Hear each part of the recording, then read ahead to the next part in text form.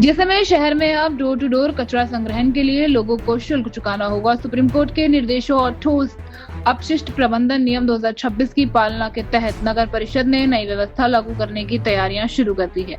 इसके तहत शहर के करीब 31,000 घरों, दुकानों, होटलों, अस्पतालों, स्कूलों और अन्य संस्थाओं हर महीने निर्धारित श्रेणी के अनुसार कचरा संग्रहण शुल्क वसूला जाएगा। नगर परिषद के सर्वे में सामने आया कि शहर में बड़ी संख्या में ऐसे आवासीय और व्यावसायिक प्रतिष्ठान है जहां से नियमित रूप से कचरा निकलता है।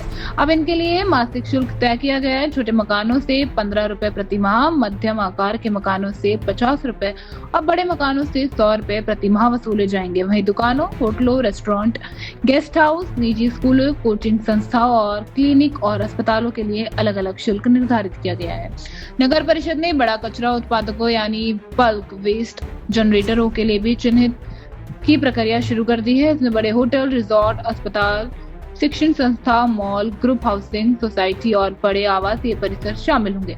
ऐसे संस्थानों को अनिवार्य रूप से ऑनलाइन पंजीकरण करना होगा। अपने परिसर में ही गीले कचरे के निस्तारण के लिए ऑनलाइन सिस्टम विकसित करना पड़ेगा ताकि कचरे का वैज्ञानिक तरीके से स्थानीय स्तर पर ही प्रसंस्करण किया जा सके। नगर परिषद का दावा है कि नई व्यवस्था शहर की सफाई व्यवस्था को और बेहतर बनाया जा सकेगा। साथ ही परिषद को हर साल करीब 80 लाख रुपए की अतिरिक्त आय होने का अनुमान भी है, जिसका उपयोग स्वच्छता और कचरा प्रबंधन से जुड़ी सुविधाओं को मजबूत करने में किया जाएगा। हालांकि नई व्यवस्था लागू होने के बाद आम लोगों को और व्यापारियों को अतिरिक्त आर्थिक बोझ पड़ने की चर्चा शुरू हो चुकी है। अब देखना होगा कि जैसलमेर वासी इस नए शुल्क को किस तरह स्वीकार करते हैं। जो घर घर कचरा संग्रहण होता है उसमें पहले भी यूजर चार्ज लेने के प्रावधान थे, पर अभी जो ठोस कचरा प्रबंधन नियम 2026 के आए हैं और इस पर माननीय सर्वोच्च न्यायालय ने भी इसको अतिशीघ्र लागू करने के लिए और इसकी अनुपालना के लिए निर्देश प्रदान किए हैं। तो उसी के अकॉर्डिंग नगर परिषद द्वारा भी डोर टू डोर कचरा संग्रहण की गाड़ियाँ जाती है और घर घर जो यूजर चार्ज लिया जाना है उसकी तैयारी हमने कर ली है।